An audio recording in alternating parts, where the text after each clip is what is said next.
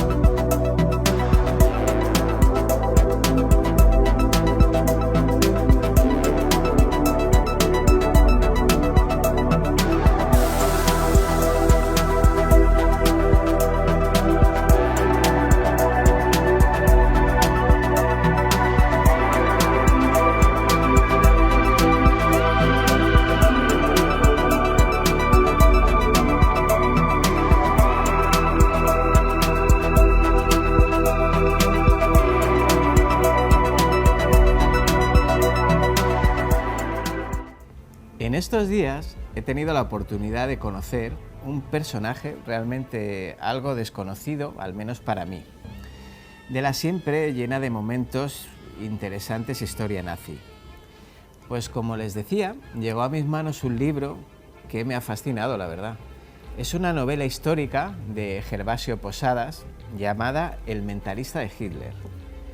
Ya por el título llama realmente la atención, cierto es, pero en sus páginas me encontré con una historia verdaderamente apasionante. La historia de Erich Hanussen. El 7 de abril de 1933, como todos los días, el leñador Matthias Hummel estaba trabajando en un bosque cerca de Berlín, cuando se topó con la macabra sorpresa del hallazgo del cuerpo semienterrado de un hombre muerto. El cadáver se encontraba muy bien vestido y carente de documentación alguna, pero con una visión que asustó al atónito leñador, la de 2 disparos que desfiguraban el rostro de aquel hombre. Tras un rápido traslado por parte de las autoridades al tanatorio de Zosen, muy pronto corrió la voz de que se trataba del cadáver del famoso vidente danés Erich Hanussen, lo que sería confirmado después por su chofer. Pero, ¿quién era en realidad Hanussen? Hijo de padres judíos, nació en Viena el 2 de junio de 1899. Moreno y bajito, de recóndita mirada y capacidad de convicción, pronto se convirtió en un nómada, una persona sin escrúpulos que con su palabrería lograba cualquier objetivo que tuviese a su alcance. Se empleó como artista de circo, cantante de ópera, empresario, periodista y estafador. Todo le valía con tal de llenarse los bolsillos para vivir.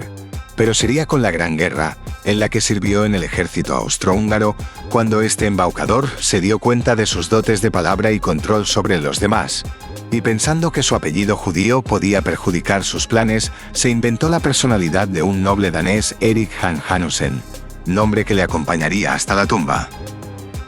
Se recorrió todas las grandes ciudades centroeuropeas, mezclando con sabiduría y cinismo, ilusionismo con espiritismo y videncia.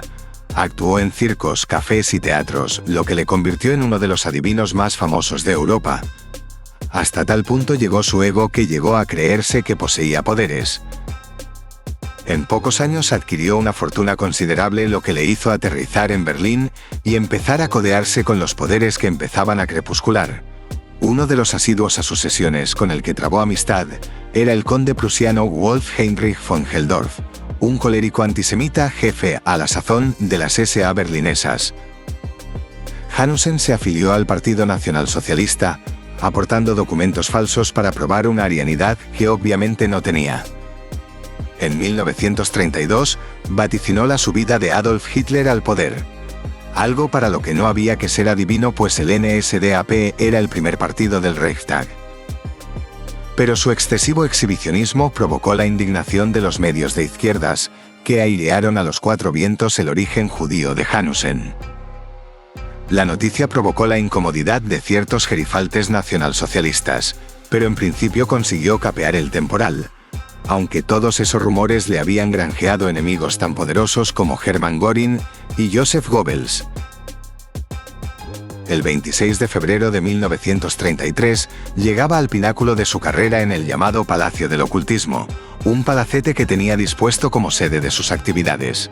Allí, conducidos por supuestos sacerdotes y sacerdotisas, vestidos con largos hábitos blancos y portando candelabros, los visitantes recorrían diversas salas embebidas de juegos de luces y sonido, que les transportaban a los más sorprendentes y misteriosos lugares. La noticia provocó la incomodidad de ciertos gerifaltes nacionalsocialistas, pero en principio consiguió una de ellas, la denominada habitación de cristal, se reservaba para los clientes más selectos, 12 de los cuales se sentaban en una mesa de cristal circular, decorada con los signos del zodíaco, de cuyo centro surgía la propia figura de Hanussen para realizar sus predicciones. Aquel día, con su amigo, el conde Helldorf presente, y utilizando a la actriz María Paudler como medium, el vidente predijo lo siguiente: se producirá un incendio y un gran edificio se consumirá entre llamas. Entonces, los enemigos de Alemania atacarán.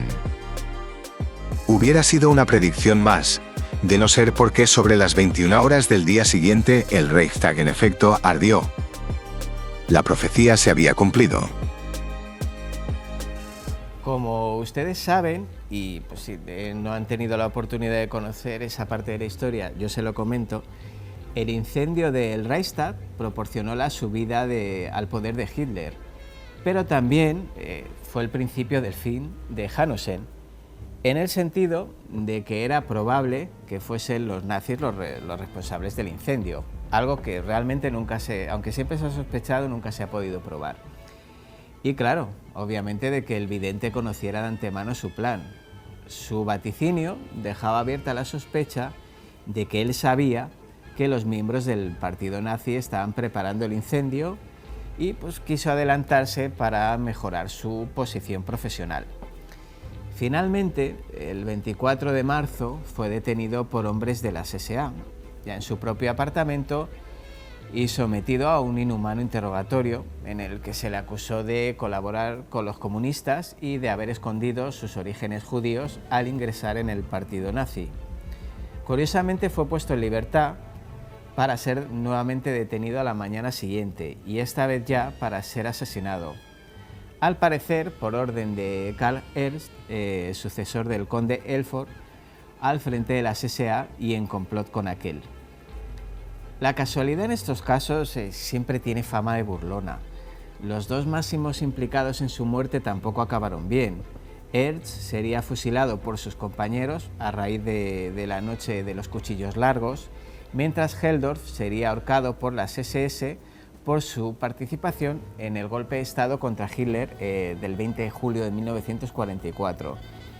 Y aunque entre embaucadores no creo en la justicia poética, no deja sus destinos de parecernos una broma macabra. La historia de la gente normal, asalariada, como somos la inmensa mayoría. ¿Y qué nos traes hoy? Pues hoy os voy a traer quizás pues dentro de lo que son los grupos de la gente, os voy a traer la historia de los expósitos, o la evolución de los expósitos. ¿De dónde venía lo de Inclusa, el nombre? La Inclusa, bueno, la Inclusa viene estrictamente de Madrid. La Inclusa viene porque en el primer edificio había un cuadro de una virgen que era la Virgen de Inclusen, porque era un cuadro de una virgen que habían traído desde esa ciudad holandesa. Entonces empezó a decirse, pues este es el edificio de la Inclusa, la Inclusa, la Inclusa. Y ya está ahí. Ya está ahí. Sencillamente en Madrid a los niños expósitos se les decía incluseros, porque eran los niños que venían de la Inclusa. Hay otras provincias donde tienen otros nombres. Lo que pasa es que como Madrid ha sido la capital y es tan importante y ha irradiado tanto, a veces incluseros se utiliza para todo el territorio. ¿Y quiénes eran las nodrizas? ¿Qué mujeres se encargaban de la crianza de estas criaturas? Bien, las nodrizas, algún día haremos un capítulo específico de las nodrizas en general, pero aquí vamos a hablar de las nodrizas de la Inclusa. Las nodrizas básicamente eran mujeres que estaban en condiciones de amamantar a un niño, porque tenían un niño propio y tenían leche suficiente para los dos, o porque habían perdido al suyo. Entonces, ¿qué ocurre? Pues como tenían leche, pues se ofrecían. Aquí en esta imagen, el espectador le ruego que se observe la enorme diferencia que hay entre unas y otras, ¿de acuerdo? La que tenemos a la izquierda es una niñera, una nodriza que sirve en una casa de nivel. Y esta mujer, os puedo decir que muy probablemente le ha tocado la lotería y está viviendo quizás de los mejores momentos de su vida o no. Pero sí que es cierto que en esos momentos esta mujer está disfrutando de un nivel de vida en el cual muy probablemente no había soñado antes de niña, ¿no? Sin embargo, estas otras que tenemos aquí son las amas o las nodrizas de la inclusa. Estas eran mujeres, el aspecto ya te dice claramente la diferencia.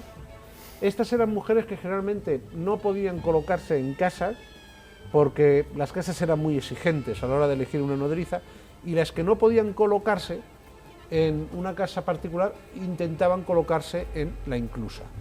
Y aquí en la inclusa había dos tipos de amas. El ama de sala, estas son amas de sala, que son las que atendían primeramente a esos niños, a este niño que acaba de llegar en el entorno, a este niño que nos acaban de traer, rápido, darle de mamar. No sabemos si ha comido, si no ha comido, que le den mamar, que le cuiden, y así hasta que luego finalmente se contrataba a lo que se llamaba una nodriza externa, que se encargaría de criar al niño pues hasta los 5, 6, 7 años.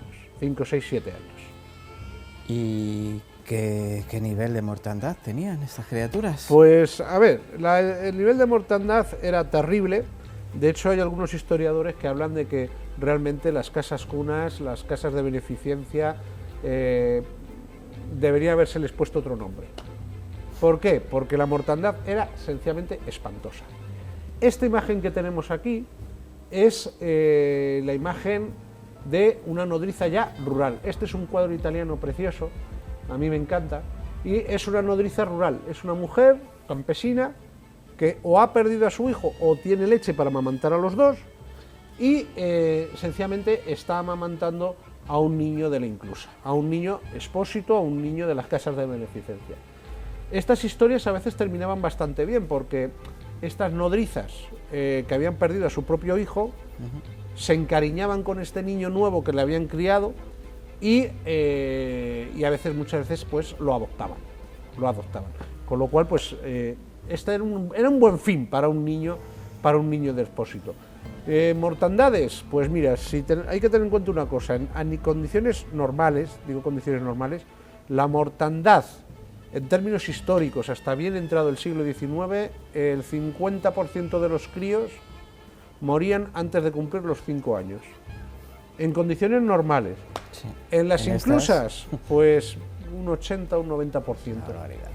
Un 80 o un 90%. Una barbaridad, porque es que además un problema que tenían las inclusas es que tenían poco dinero, ¿de acuerdo? Entonces tenían poco dinero, se estudia, se ve, y pues la situación muchas veces económica de muchas de ellas era pésima. Vivían de limosna, vivían de las ayudas, vivían de tal, y justo cuando peor estaban es cuando más niños recibían en los momentos de crisis. Entonces ya te digo, pues que en fin, es una historia triste, dura, trágica, que solía terminar mal.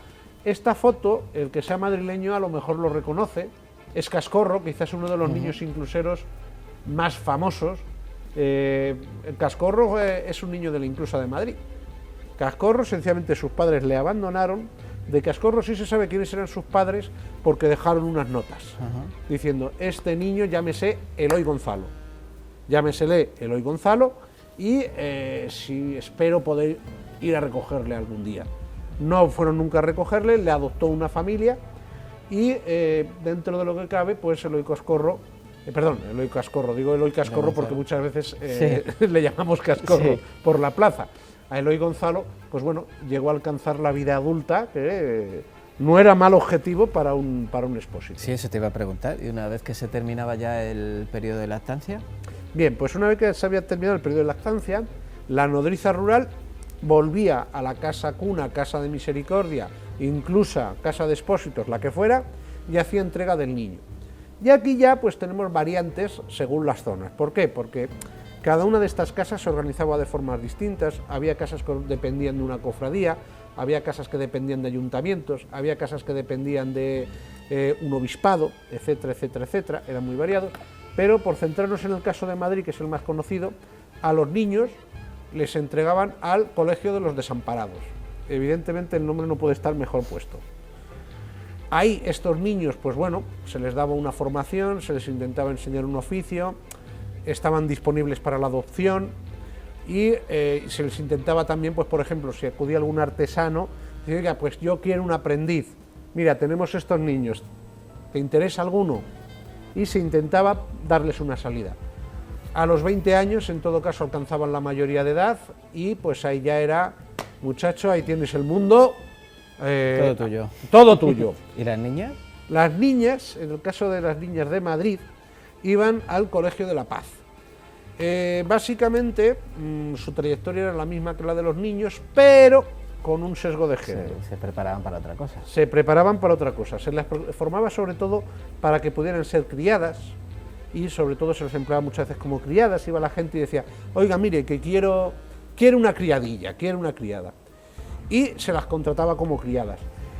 También podía ocurrir perfectamente que un hombre soltero quería una mujer y iba al colegio y decía, oiga, quiero casarme con alguna. Y aunque esto a nosotros hoy día nos puede parecer repugnante, esa opción estaba abierta. Sí. Entonces, resulta que se hacían algunas pequeñas averiguaciones, porque dentro de lo que cabe no querían entregar las niñas a cualquiera, y no querían tampoco entregar a los niños a cualquiera. Y, por ejemplo, pues sencillamente cuando alguien que acudía y quería casarse, se le enseñaba a las niñas que podían estar disponibles en edad casadera, se le decía que eligiera alguna, decía cuál elegía, y luego la monja pues hablaba con la niña y le decía, a ver, este te quiere como esposa, ¿quieres casarte con él? ¿Quieres no casarte con él? En teoría no se podía obligar a las niñas a que dijeran que sí, ¿de acuerdo? En teoría. Al final es un cambio de suerte en la vida. Sí, era un cambio de suerte y era pues procurarla. A ver, lo mismo podías encontrarte un hombre bueno o podías encontrarte un canalla Sí. que lo que quería era sencillamente una criada, etcétera. Por ejemplo, Blasco Ibáñez en una de las grandes obras suyas que tiene, que es se me ha ido el nombre, qué vergüenza. Te vendrá cuando menos te Correcto, lo pues te lo ahí sale esperes. una familia que sencillamente la madre ha muerto, el padre se encuentra solo con un hijo y con el hijo mayor de edad, un hijo y tal y cual, y dice, ¿y qué hago yo en esta casa solo con el niño? Claro. Pues se va a la casa, al centro conveniente de Valencia, va y coge a una niña, la hija, pero que realmente más que tratarla como hija, lo que hace es tratarla como una criada. Sí. Pero no dejaba de ser una salida para esta pobre niña. Cañas y Barro. Cañas y Barro. La gran novela Cañas y Barro, ambientada en la Albufera de Valencia. Por cierto, estuve viendo hace poco donde se rodó la serie. ¡Ah! ¡Gran serie! Una maravilla, de zona. Yo no lo conocía, que perdone los valencianos mi ignorancia, pero es una maravilla. Valencia es una maravilla. Pero lo que es la Albufera es maravilloso. Total. Y muy religioso todo, ¿no? A ver, era muy religioso porque sobre todo eran instituciones religiosas las que se encargaban de esto. Pero es que es normal, era la Iglesia la que tenía bienes y la que tenía órdenes religiosas en cuyos objetivos iniciales era esto, ¿de acuerdo? Y menos mal porque alguien se encargase de ellos. Sí, es que si no, al final... Si no eran niños, pues que no se iban a encargar. De hecho, fíjate tú, hay un problema y es que cuando...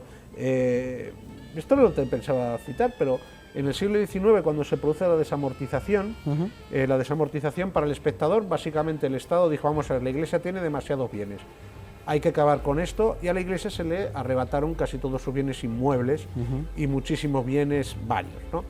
Vale, pues esto, a ver, un historiador de la economía te dirá, había que hacerlo, y yo te digo que había que hacerlo porque esos bienes realmente la inmensa mayoría están mal administrados. El problema está en que con esos bienes se alimentaban muchos de estos establecimientos, muchas de estas instituciones, y honestamente la desamortización supuso la destrucción de las pocas sistemas de protección social que había heredadas del siglo XVIII y principios del siglo XIX. Fue un desastre Imagino. para muchas de estas criaturas, evidentemente.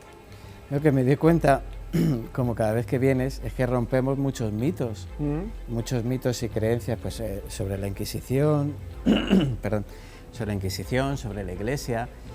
Es importante saber que estamos aquí para decir lo que pasó. Entonces nosotros nos dejamos de políticas, nos dejamos de creencias populares y de condenar. Nosotros decimos las cosas tal y como pasaron en la historia. Entonces yo recomiendo a la gente que reflexione, piense y analice en qué época sucede cada cosa y por qué sucede cada cosa y quién se encargó de cada cosa. Porque sí es cierto que tendemos a demonizar a la Iglesia, demonizar a la Inquisición. Somos muy cainitas en España, eso lo sabemos todos. Y es importante saber que igual que se han hecho cosas mal, se han hecho muchas cosas bien y que la Iglesia, nos guste o no nos guste, es protectora de la mayor parte de la historia de nuestro país. O sea, al final, tanto de documentación como de actos y de hechos, nos guste o no nos guste, no hablo de la Iglesia actual, porque la Iglesia actual no sé cómo funciona, ni me preocupa, la estudiaré dentro de 30 años, porque yo soy así. Cuando sea historia, la estudiaré. Pero es importante que la gente sepa de verdad la historia. Sí. Y que si no hubiera existido la Iglesia, si no hubieran existido estas monjas, quizá no hubiera habido ninguna asociación que se encargase de estas criaturas. También podía haberlas habido porque las hubo, ¿de acuerdo? Por ejemplo, la inclusa madrileña se llamaba realmente Real Casa Inclusa de Madrid. ¿Por qué? Porque presuntamente estaba bajo la protección de la familia real, no con mucha algarabía, no con mucha atención. También, por ejemplo, la inclusa madrileña estuvo durante un tiempo bajo... viendo que la administración era tan pésima, a finales del siglo XVIII, la Junta de Damas de la Sociedad Económica de Amigos del País dijeron, oye, dárnosla a nosotras y nosotras la administramos. Con un altruismo enternecedor. Evidentemente, ¿no? Entonces, ¿qué ocurre? Pues cuando uno se acerca a la historia y la historia de los expósitos, de todos estos niños, te podrás encontrar con variantes provinciales que son importantes, pero que básicamente son las mismas. Yo ahí también, pues bueno, por terminar, comentaré que yo los Expósitos, el apellido Expósito, se consideraba infamante, porque hay que tener en cuenta que estos niños tenían un serio problema, y es que habían sido abandonados y muchas veces se pensaba que las culpas de los padres eran de los hijos, y o que los hijos heredaban la culpa de los padres. Entonces, en 1956, por ley, se prohibió volver a poner a nadie el apellido Expósito o apellidos que mostrasen era un origen, estigma. Efectivamente, porque era un estigma. E incluso se dio la oportunidad, todavía legalmente reconocida, si alguien se apellida Expósito, de cambiarse el apellido. En España ahora mismo creo que hay, hablo de memoria, unos 72.000 personas que se apellidan Expósito. Pero ojo, yo a los Expósitos les digo una cosa: tenéis un apellido que demuestra que sois de otra pasta. Supervivientes natos, y además te digo una cosa, habéis sobrevivido, lo que demostréis es que sois gente que habéis sobrevivido a circunstancias espantosas, y con lo cual solo os digo que vosotros tenéis una herencia genética que estoy casi convencido de que os va a permitir salir adelante, pase lo que pase. Pues con ese mensaje nos quedamos, Antonio. Muy bien. Te veo en 2 semanas. Pues dentro de 2 semanas nos veremos. Pues muchas gracias por venir y nos vemos muy prontito. Igualmente, Roberto, nos vemos.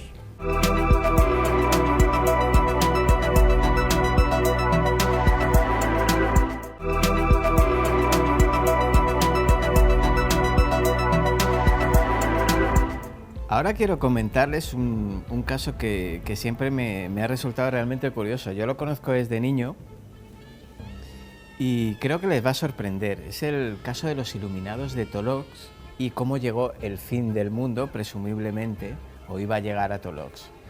Tolox es un pequeño pueblo malagueño ubicado en la Sierra de las Nieves y en el año 1886 vivió un extraño suceso de fanatismo religioso que algunos expertos han documentado como el primer intento de suicidio colectivo registrado en España. Apariciones, personajes extravagantes, rituales, hogueras y hasta un juicio.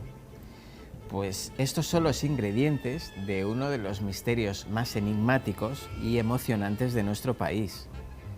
La noche entre el 21 y 22 de marzo del mencionado año, 1886, se produjo un grave suceso en la localidad malagueña de Tolox, que fue considerado como el primer intento de suicidio colectivo en España.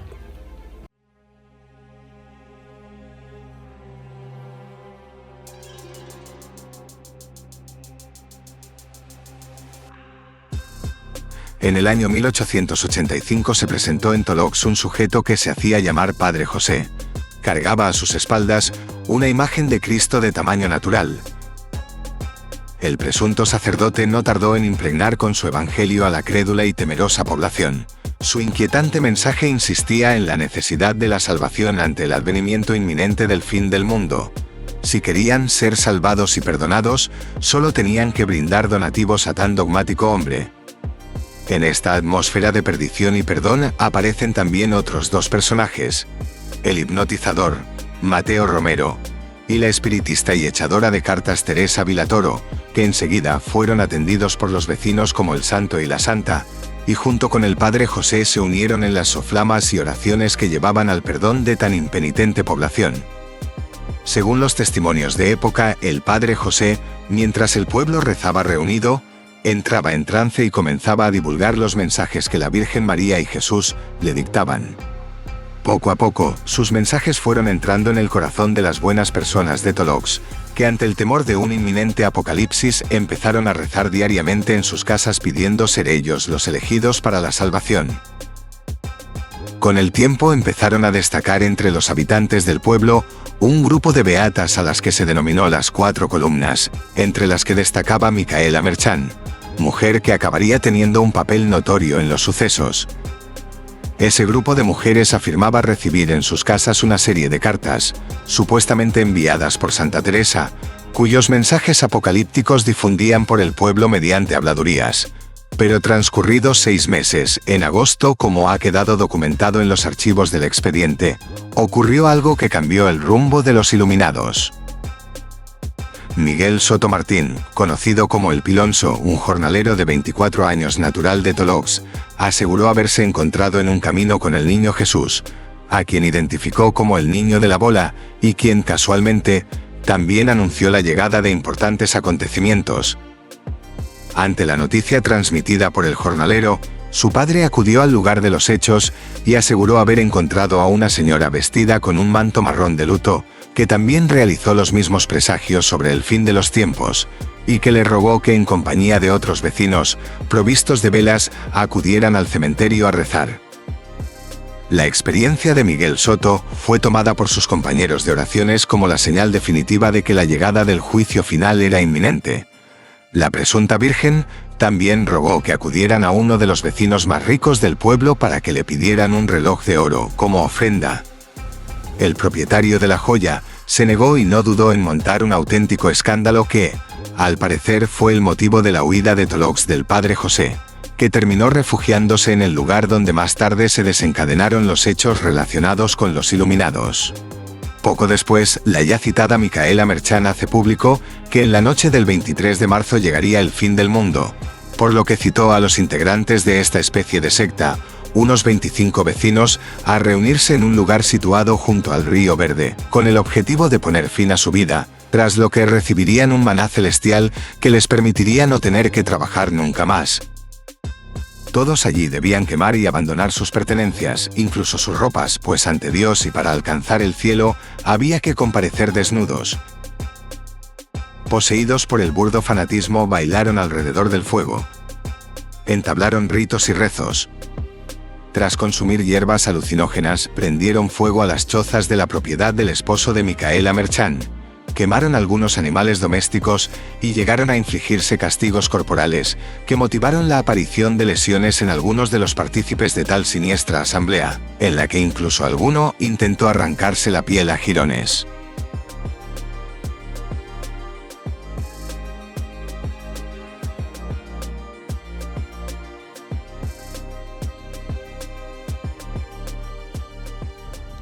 Bueno, pues la demencia colectiva terminó gracias a la intervención de la Guardia Civil procedente de una localidad vecina. A primera hora de la mañana, el resplandor y el humo de la fogata alertaron a los vecinos, que obviamente no dudaron en avisar a la benemérita, que detuvo a los participantes por escándalo público y que impidió lo que apuntaba a ser un suicidio colectivo.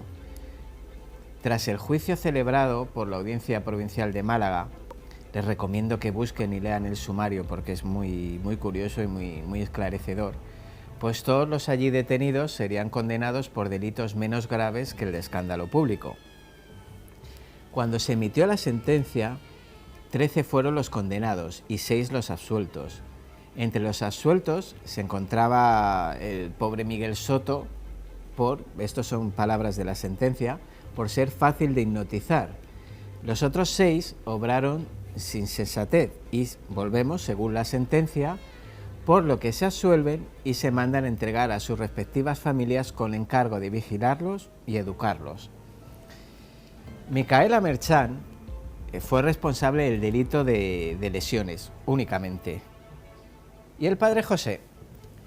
Pues del padre José nunca más se supo. Solo investigando su pasado se supo que había sido detenido antes ya por estafador, pero su paradero se convirtió realmente en un enigma.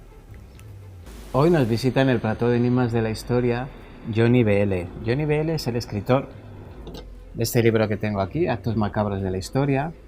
Es una lectura amena y amenazadora, un viaje a través del tiempo en busca del origen de la maldad humana. Bienvenido, Johnny. ¿Qué tal? ¿Cómo estás? Pues hola, muy buenas, Roberto, y buenas oyentes y familia de Enigmas de la Historia. Pues muy bien, encantado de estar aquí un ratito hablando con vosotros sobre esos temas oscuros y macabros sobre los que hay que hablar en voz muy bajita. Bueno, ¿cómo se te ocurre este libro? ¿De dónde te viene esta afición? A ver, realmente yo siempre he sido un amante del terror, del oscuro, de lo macabro, de lo truculento. Yo creo que me viene de pequeño, cuando veía esas películas, ¿no?, de terror que no eran aptas para mí o para niños, pero yo creo que todos, cuanto más o menos, nos las hemos agenciado para ver ese tipo de cine. Y siempre me han atraído las historias, la leyenda, la fantasía, los mitos, los monstruos, el terror, lo oscuro. Pero de hecho mi primer libro fueron relatos cortos de terror, de ficción, de fantasía. Pero la gente me decía, da miedo este libro. Y yo siempre decía, sí, da miedo porque es de terror, pero da mucho más miedo ver la televisión, cualquier día el telediario, la vida real, da mucho más miedo. Y tanto fue dar esa explicación que dije, voy a escribir un libro que realmente dé miedo. Ahora ya no va a ser ficción, ahora va a ser un ensayo. Y voy a hablar de actos macabros en la historia de la humanidad, en este caso. ¿Cómo hiciste la selección? ¿En qué criterios o fueron más favoritos tuyos?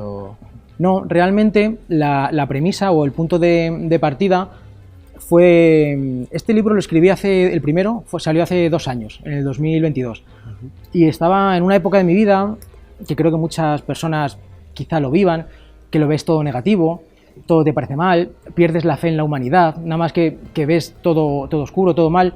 Estaba cabreado con el mundo y llegué a un punto de reflexión que dije, vamos a ver, pero el ser humano es malo per se, porque está en nuestro ADN, porque somos malos, somos malvados, o nos vuelven malos pues determinadas condiciones, la fe, la cultura, el país donde haya tocado vivir, la familia, el nivel adquisitivo, etc, etc. Y ahí se me ocurrió la idea, el germen, de hacer este libro y decir, voy a irme desde la prehistoria hasta el presente y voy a irme por los 5 continentes. Voy a ir recopilando historias de todo el globo, de todos los acontecimientos que yo creo que han sido importantes, de todas las culturas, y me lo he tomado como un viaje personal para descubrir yo en mí mismo si el ser humano es malo o nos volvemos malos, o quizá no, quizá estoy equivocado. Y qué mejor manera que un libro, pues para que, ya que yo voy a descubrir en este viaje, pues para que el lector viaje conmigo y también saque sus propias conclusiones. Así que me fui en determinados continentes y demás a buscar los casos que yo creía más representativos, más truculentos, más macabros. Algunos continentes me han resultado más fácil, por ejemplo en Europa lo tenemos todo mucho más a mano, mucho más cerca, América también, pero luego por ejemplo también en Asia hay cosas que son muy locas, hay casos muy locos, pero es otra cultura. Hay que pensar que es otra cultura, es otro mundo, otra manera de pensar y de vivir. Entonces creo que ha quedado un buen compendio de casos, de acciones cuanto menos cuestionables llevadas a cabo por el ser humano. ¿Llegaste a alguna conclusión de si somos malos o nos hacemos malos? ¿O sigues todavía en la lucha? Sigo en mi viaje, sigo en el camino. De hecho, luego coordiné la segunda parte. Pero es algo muy curioso que me decía la gente, porque cuando abro el libro, en los primeros compases, doy por hecho que somos malos. Somos malos. Porque sí, porque el ser humano es así. Y ahora voy a investigar. De hecho, abro con 2 reflexiones de 2 pensadores, de Rousseau y Maquiavelo. Sí. 200 años le separan en el tiempo, pero uno aseveraba que el ser humano es bueno, salvo que las sociedades le corrompen. Y sin en cambio Maquiavelo dice que el ser humano es malo, salvo cuando necesita ser bueno. Entonces, tomando ese punto de partida, yo dije, el hombre es malo. Pero cuando terminé mi viaje del primer libro, cambié un poco el chip, cambié mi manera de pensar. Y vi que todos los casos, o prácticamente todos los casos, había algo detrás. Quiero decir, porque hay crímenes de sangre, hay asesinatos, hay algunos casos que dices, madre mía, qué monstruo, qué bárbaro. Pero siempre voy un poco más allá, me voy un poquito más atrás. Luego, si quieres, hablamos sobre algún caso en concreto. Pero ¿por qué ha llegado esa persona a hacer eso? ¿Cuáles son los detonantes? Claro. Y eso también me ha servido para cambiar un poco el chip y decir, bueno, quizá hay alicientes o hay esa chispa que de vez en cuando nos salta a todos y nos hace cometer determinado tipo de acciones. Así que ahora, en este segundo libro, ahora en el 2024, estoy en ese punto en el que creo que me voy a reconciliar un poquito con la humanidad, le voy a dar una segunda oportunidad y creo que somos capaces de lo peor, pero también somos capaces de lo mejor. Entonces, estoy dándole un poquito de tregua al ser humano, aunque sigo investigando y sigo buceando en todos esos casos oscuros, que es que no tenemos más que, insisto, que abrir el telediario para darnos cuenta de que es muy fácil perder la fe en la humanidad. Pero bueno, creo que hay que dar ese punto de confianza. Bueno, me alegro de que hables de eso. Yo siempre he sido de la opinión de que somos todos capaces de lo mejor y lo peor, pero tiene que surgir esa chispa que te lleve de un lado o al otro. Y la verdad que todos los casos de estos que hablas de asesinatos, siempre hay esa pequeña chispa que enciende y desencadena una serie de cosas que llevan a actos inimaginables en personas que no hablamos de asesinos en serie, que al final tienen, digamos, una actitud que les lleva sino de personas absolutamente normales. Mira, por ejemplo, si quieres te cuento uno de los casos que a mí, por ejemplo, me impactó por varias razones. Es el caso de Brenda Ann Spencer. Estamos en América, en la década de si no recuerdo mal, de los 80 y 80-90.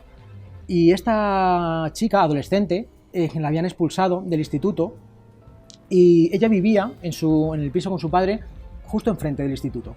Y una mañana cogió un rifle, un fusil, y se puso a disparar a compañeros, a conserje, directores, a todo el que pasaba por la puerta.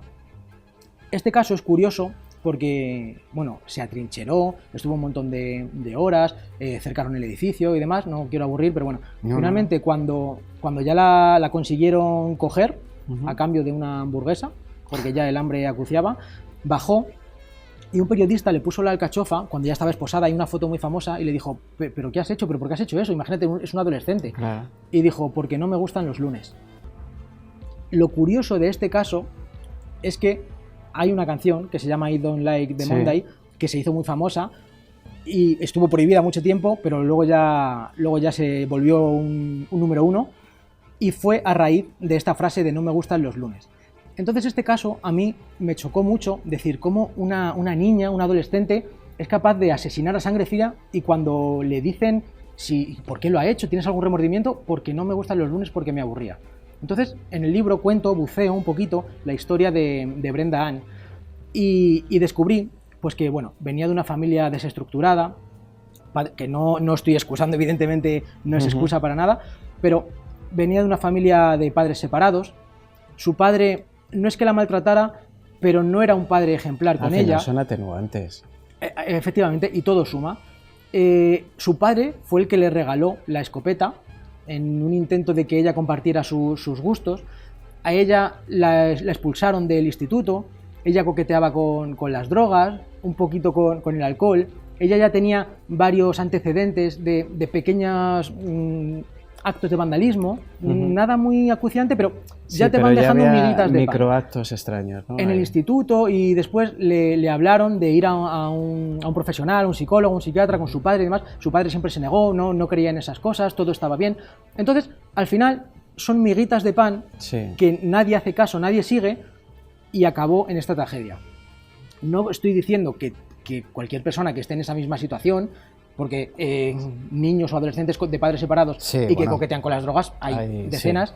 Por desgracia, sí. Pero quizá conocer este tipo de historias venga bien para que nos salte una alerta, una alarma. Sí, decir, para ojo, ir reconociendo los destellos, por lo menos. Exactamente, y decir, cuidado, que no sabemos, y menos en la mente de un adolescente, que está para arriba y para abajo, cómo podemos reaccionar o ver esas señales, esas alarmas que nos da la gente en muchas ocasiones. De todas formas, a tenor de lo que dices, de todas formas, que Estados Unidos es una sociedad muy competitiva y muy paranoica, y el tener acceso a las armas la hace a muchísimos adolescentes, sobre todo porque todos los años hay casos en Estados Unidos de adolescentes que cogen armas, se van al instituto y hacen una matanza prácticamente todos los años. Me viene a la cabeza lo de Columbine, por ejemplo, que también fue brutal. Y es que ese acceso a las armas, porque no vamos a pensar que allí están más locos que en Europa. O sea, locos estamos todos, locos y cuerdos estamos en todos los países del mundo, no se estará de acuerdo.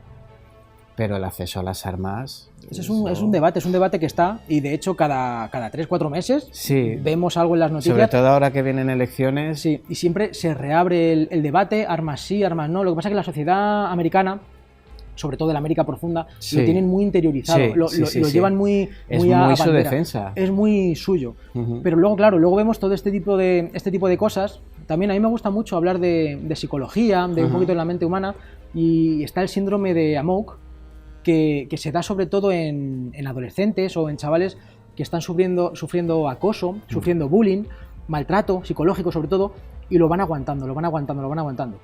Y el síndrome de Amok estalla o explota cuando hablando coloquialmente, cuando se les va la pinza. Claro. Y claro, allí tienen a mano un arma, una granada, y tienen esa mentalidad que es su día a día. Y lo que dice el síndrome de Amok es que una vez que ya no ve, que se le ciega, no va a por el que le ha estado haciendo acoso, maltrato. Ya no, le da igual. Va a por todo. Hay mucha gente, sobre todo de personalidad débil, o que no sean tan fuertes, que están condenados o a salir por la tangente y liarla, o también tristemente, y eso también lo hemos visto en España, al suicidio. Sí. Hay muchos adolescentes que acaban suicidándose, y es una maldita pena que no quieran ni siquiera ir al instituto por no encontrarse con esa gente les maltrata psicológicamente cada día. Aquí parece que ya estamos poniendo un poco de medios, estamos poniendo énfasis en eso para captarlo, porque estamos viendo que es una lacra, y hay muchas personas que... Claro. Es que aquí estamos viendo un problema, pero allí, por ejemplo, y lo sé por conocidos que tengo que viven allí, lo consideran una debilidad mental de la persona. O sea, no consideran que sea un problema en conjunto de la sociedad que vivimos, que es así de, bueno, esto se emite tarde, de cabrona, sino de que es debilidad mental del individuo. No, perdona, es un problema de la sociedad, de que la sociedad maltrata al que considera más débil. Y ahí sí que te podríamos dar la razón de que el ser humano es malo. Pues cuéntanos lo que quieras del libro. ¿Qué actos macabros a ti, cuando los vistes para documentarte y ponerlos en el libro, dijiste, madre del amor hermoso, ¿cómo se puede llegar a este nivel? Pues mira, a mí hay varios que me han resultado curiosos porque no me los esperaba, como por ejemplo la matanza de albinos en África, en el Congo sobre todo, porque empecé a investigar sobre ello y demás. Pero es que me di cuenta y vi una noticia en que la última matanza de niños albinos había sido en el 2021. Y dije, el año pasado. O sea que la magia, los brujos, los bokor, luego ya tirando del hilo, tirando de la manta, te das cuenta de que todavía en la África profunda, los que siguen mandando son los brujos, son los hechiceros. Hoy en día, no estamos hablando de los años 50, 40, no. Hoy en día. Y todavía hay un pensamiento mágico que el pensamiento mágico el hombre nunca lo ha perdido. Aunque creamos que somos racionales, escépticos, que creamos en lo mundano, siempre tenemos un pensamiento mágico. Entonces, en una sociedad, en este caso la africana, que no tiene acceso a la cultura, no tiene educación, lo único que sabe o que a lo que hacen caso, a lo que se atienen, es a su líder supremo, y en este caso les está diciendo que los niños albinos tienen un poder especial, mágico, curativo, y que cortándoles miembros o bueno, sacándoles las mantecas, es que parece que estoy hablando de la Edad Media, No. pero les están diciendo que todo eso les va a ayudar o incluso se puede comercializar aquí a Occidente, pues lo van a hacer, y de hecho lo hacen, y actúan todos como un puño. Por eso hay leyes que lo prohíben, evidentemente. Los tratados internacionales han prohibido todo ese tipo de actuaciones, pero cuando un pueblo entero actúa como uno solo, como un puño, son imparables. No, es imposible detenerlo. Y me daba mucha pena ver los testimonios y ver de la gente que nacía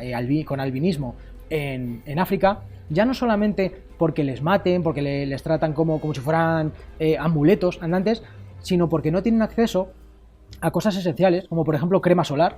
En África, siendo albino, crema solar, sombreros, protección, no tienen acceso a nada de eso porque son minoría. Entonces, ya, aunque te libres de que te hagan todo ese tipo de perrerías, tu vida está condenada, está marcada para siempre.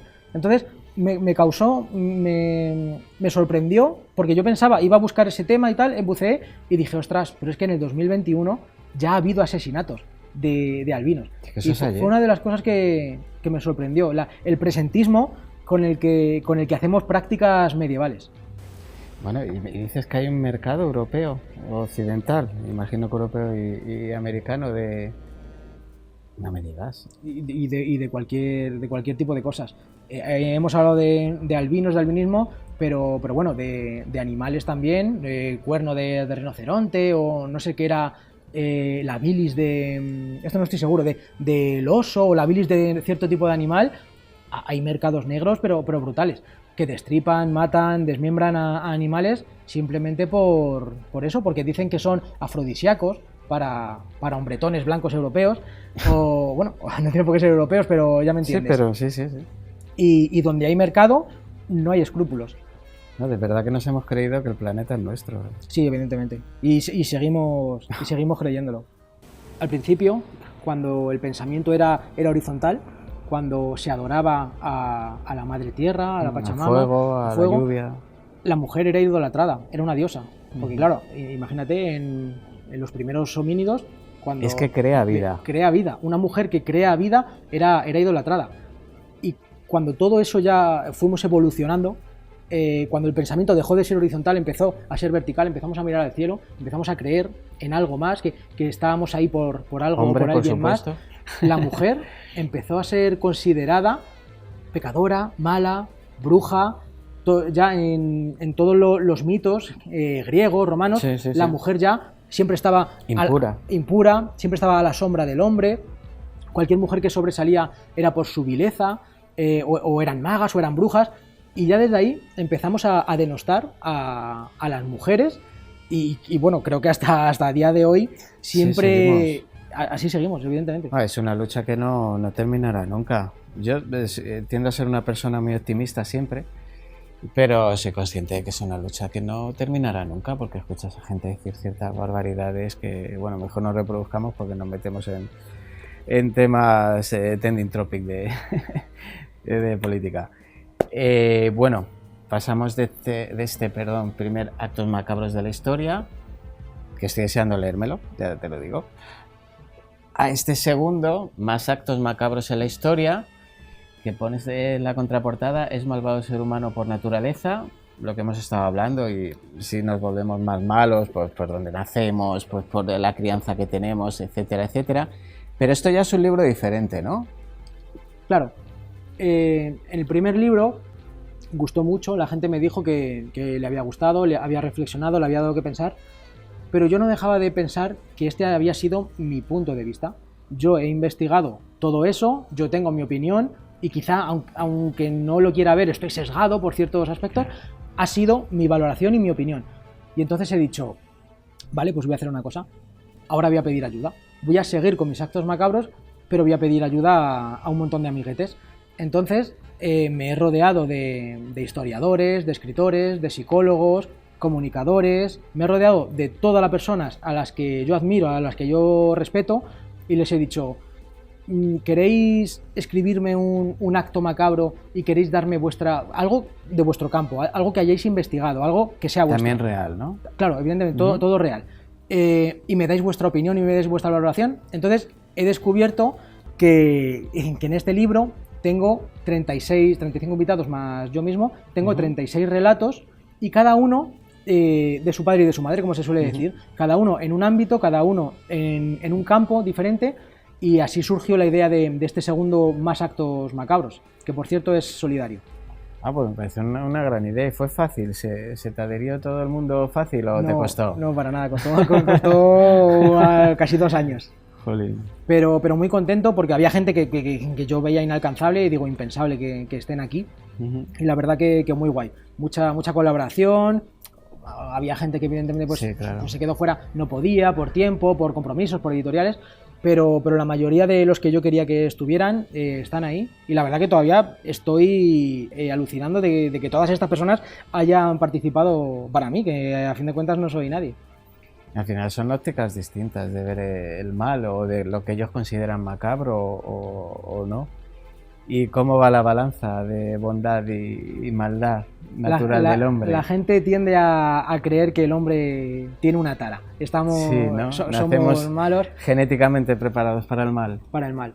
No, y es que en la sociedad en la que vivimos es muy difícil pensar en la bondad, pensar en las cosas buenas, que las hay, que hay muchos gestos altruistas, hay muchos gestos de bondad, pero el mal siempre está ahí, y las personas nunca dejan de sorprendernos.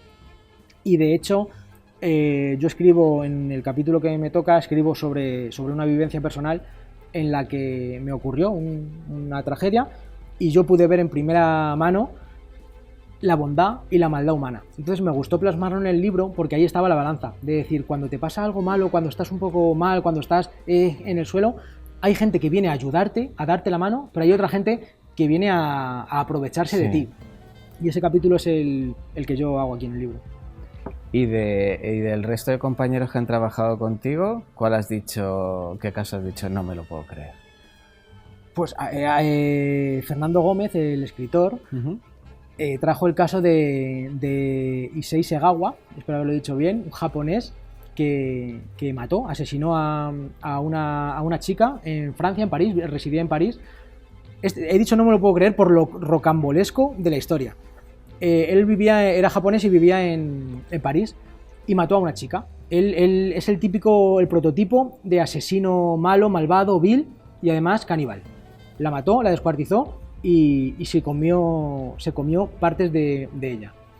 Le atraparon las autoridades por un vecino y demás, lo explica muy bien él, y le atraparon y le encarcelaron. Pero ¿qué pasa? Que le encarcelaron en París. Pero ¿qué pasa? Que su padre de él era un hombre poderoso, era un hombre con influencias. Entonces dijo que vale, su hijo lo había hecho mal, pero había que extraditarle a Japón. Craso error, porque en cuanto las autoridades francesas le extraditaron y le llevaron a Japón, al cabo de unos pocos meses, eso ya no se sabe si por influencias, por sobornos, vaya usted a saber, el caso es que al cabo de unos pocos meses el niño estaba en la calle. Bueno, el niño tenía 30 y tantos, sería de nuestra edad. Estaba en la calle. Y hay que ver también la sociedad japonesa en qué estaría pensando, que se convirtió en un rockstar. Iba por la calle y le paraba a la gente para hacerse fotos con él, para que le firmara autógrafos, para que le contara cómo había hecho lo que había hecho. Recordemos que mató, mutiló y se comió una persona. A un adolescente, a una persona. Escribió libros, fue a platós de televisión e incluso participó en una vomitiva película porno en la que salía detrás de los actores con un cuchillo y un tenedor. O sea, le convirtieron en una caricatura, pero esa persona había matado a alguien. Entonces, y al final acabó muriendo de vejez, de la edad. Bueno, tenía una enfermedad, pero a los 70 y tantos años. Así que es un caso que cuando lo leí dije, pero ¿cómo hemos llegado a este punto, a este nivel? Pero date cuenta, en la sociedad en la que vivimos, vemos cualquier película de cine, el bueno es el bueno, pero el malo es el más guay, Sí. es el que mejores armas tiene, es el más chulo, es el que mejores flashes tiene. Bueno, Entonces, tienes la fascinación actual por el Joker. por el Joker, que es me el parece malo. un personajazo. Yo soy lector de cómics de toda la vida y el Joker es un personajazo. Pero luego ves en redes sociales mensajes optimistas con un psicópata asesino, la imagen de un psicópata asesino como si fuera un tipo guay que sabe lo que es la vida. Eso es que Y parece, dices- parece que nos atraen los malos, Sí, como, sí. como que nos gustan más, ya desde el cine, desde la literatura, como que les ensalzamos, les ponemos mejor. Y a mí también me resulta muy curioso eso que dices de adolescentes, sobre todo, que mandan cartas en la cárcel Sí, a sí. asesinos, incluso se han llegado a casar con Sí, algunos sí, de sí. ellos. Y tener hijos con ellos. Sí. Esa es la fascinación por el mal o el no ver más allá, el no ver lo que han hecho, o esa ceguera transitoria que a veces parece que tenemos. Pero mejor es que ser bueno en el mundo es más difícil que ser malo. Y menos gratificante. Menos gratificante. Sí.